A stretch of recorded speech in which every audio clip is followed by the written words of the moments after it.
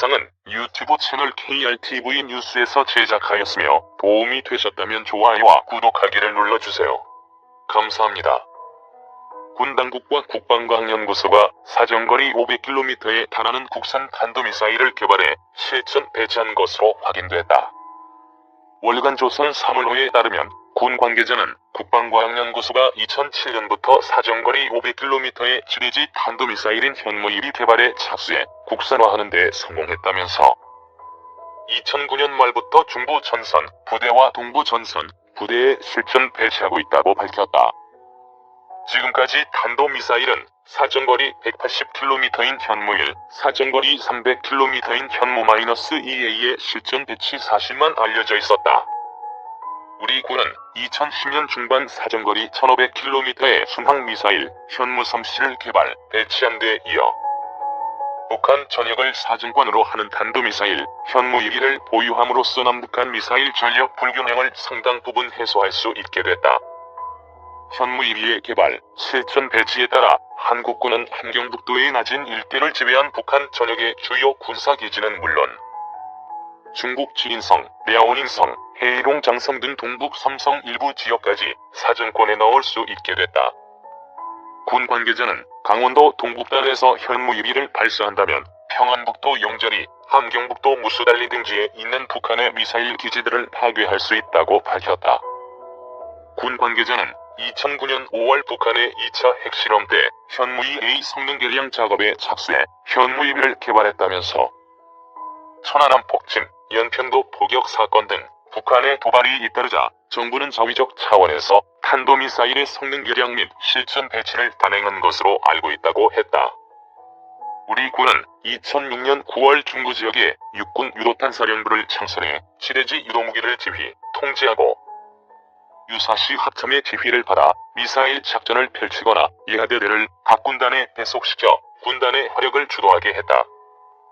이에 따라 유도탄 사령부는 현무-1 탄도 사거리 180km, 현무-2 탄도 사거리 300km, 구형 에이테킴스 ATACMS 탄도 사거리 180km, 신형 에이테킴스 사거리 300km, 현무-3A 순항 사거리 500km, 현무-3B 순항 1000km, 현무-3C 순항 1500km에 이어 500km 탄도미사일 현무-2B까지 보유하게 됐다. 현무-2B는 늘어난 사정거리 이외에도 여러 강점을 지니고 있다. 특수 대형 차량에 실려 야지에서 캐니스터를 이용해 발사하기 때문에 기동성이 우수할 뿐만 아니라 적이 미사일 공격으로부터 생존성이 뛰어나다. 관성항법 장치를 채택해 북한의 스커드 시리즈에 비해 발사가 쉽고 적의 방해 전파로부터도 자유롭다. 액체 연료를 채우느라 많은 시간을 소모하는 스커드 미사일과 달리 현무-2B는 고체 연료를 사용해 빨리 발사할 수 있다. 군 관계자는 현무-2B의 재원을 공개할 수는 없지만 러시아의 지대지 미사일 SS-21을 모델로 개발해 재원이 거의 유사하다고 귀띔했다. SS-21은 길이 6.4m, 직경 65cm, 무게 2010kg, 엔진은 일단 고체 연료를 사용한다. 탄두 무게는 482kg이다. 차탄 950여 개가 목표 지점 600에서 1500m 상공에서 폭발해 축구장 3에서 4개 넓이에 해당하는 지역을 초토화시킬 수 있다. 비행 속도는 음속의 4배 정도로 서울에서 현무-2B를 발사하면 2분 22초 만에 평양에 도달할 수 있다. 한 차고 차가 목표 기준 반경 150m로 북한의 스커드 미사일에 비해 높은 것으로 알려졌다. 현무-2B는 국방과학연구소가 탐색, 체계 개발, 시험 평가를 거쳐 LIGX-1이 생산했다. 금속재 용기인 캐니스터는 두산 DSG가 제작하고 있다. 한미 미사일 지침 개정, 빨라지는 북탄도탄 탐지. 본 영상은 유튜브 채널 KRTV 뉴스에서 제작하였으며 도움이 되셨다면 좋아요와 구독하기를 눌러주세요. 감사합니다. 최근 우리 군의 미사일에 고체 연료 사용이 가능해졌다. 지난 7월 28일 정부는 미정부와 한미 미사일 지침 제4차 개정에 합의했다고 밝히면서 고체 연료 사용 제한이 완전히 해제됐다고 밝혔다. 한미 미사일 지침 1979년 미국의 지미 카터 대통령이 주한 미군 철수를 추진하자 이에 불안을 느낀 당시 박정희 대통령은 자체적으로 핵무기와 함께 미군의 나이키 미사일을 국산화하려는 백홈 사업을 비밀리에 추진했다. 이를 감지한 미국이 한국에 강하게 문제를 제기했고, 이에 노재현 당시 국방장관이 주한미군 사령관에게 서한을 보내 사거리가 180km 이상인 미사일을 개발하지 않겠다고 선언한 것이 이 지침의 시작이다. 이후 1990년 한미 양국은 미사일 사거리는 180km, 탄두 중량은 500kg으로 제한하는 미사일 지침을 마련했다. 한미 미사일 지침, 미사일 운용의 제한. 이번 개정에 앞서 정부는 1990년 미사일 지침이 마련된 후 세 차례에 걸쳐 미 정부와 미사일 지침을 개정해왔다.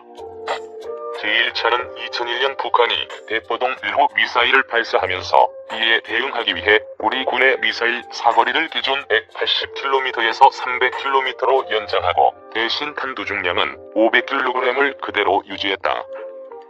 이어 2012년 제2차 개정에서는 미사일 사거리가 500km일 경우 탄두 중량을 1톤, 사거리가 300km일 경우 탄두 중량을 3톤으로 제한하는 데 합의했다. 이후 2017년 북한의 핵 및 미사일 도발이 고조된 가운데 진행된 제3차 개정에서는 탄두 중량 제한을 해제하기로 합의하면서 탄두 중량을 조절할 경우 사거리를 더 연장할 수 있도록 했다.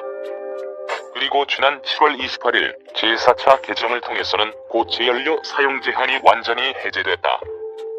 유연한 미사일 전략 가능. 이번 개정으로 고체 연료 사용이 가능해지면서 다양한 장점을 얻을 수 있게 됐다. 정부 발표에 따르면 우선 고체 연료를 사용하는 미사일은 액체 연료에 비해 부품 수가 적고 간단해 신뢰성이 높고 취급이 용이하다. 또한 연료 주입 시정 시간이 걸리는 액체 연료에 비해 고체 연료는 미사일 내에 연료를 저장할 수 있고, 별도 산화제 주입도 불필요해 이동이 용이하고 신속한 발사가 가능하다. 또한 제작비도 액체 연료 대비 약 10% 수준에 지나지 않을 만큼 저렴하다.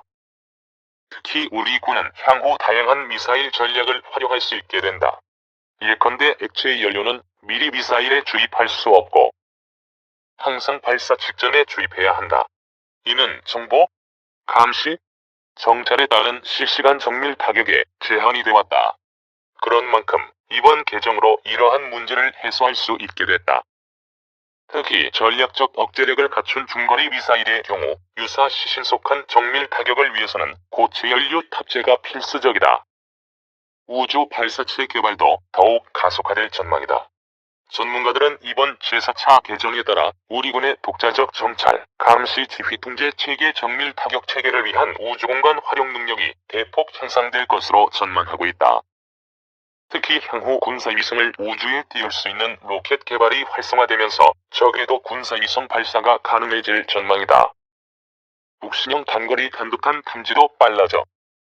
특히 적에도 군사위성 발사가 가능해지면서 북한의 신형 단거리 탄도미사일 탐지도 빨라질 것이라는 전망이다. 실제로 북한이 KN-25, KN-23 등 고체 연료를 사용해 수분 내에 발사할 수 있는 신형 단거리 탄도미사일을 보유하면서 우리 군은 이를 탐지할 시간이 부족해진 상황이었다. 이런 가운데 우리 군이 고체 연료를 이용한 적에도 군사정찰 위성을 운영한다면 북한의 신형 단거리 탄도미사일을 보다 신속하게 탐지할 수 있게 된다. 이에 대해 지난 7월 28일 김현종 청와대 국가안보실 2차장도 한미 미사일 지침 4차 개정 내용을 발표한 자리에서 자체 개발한 고체 연료 우주발사체를 활용한 적에도 군사정찰 위성을 우리 필요에 따라 우리 손으로 쏘아 올릴 수 있는 능력을 갖게 된다고 밝혔다.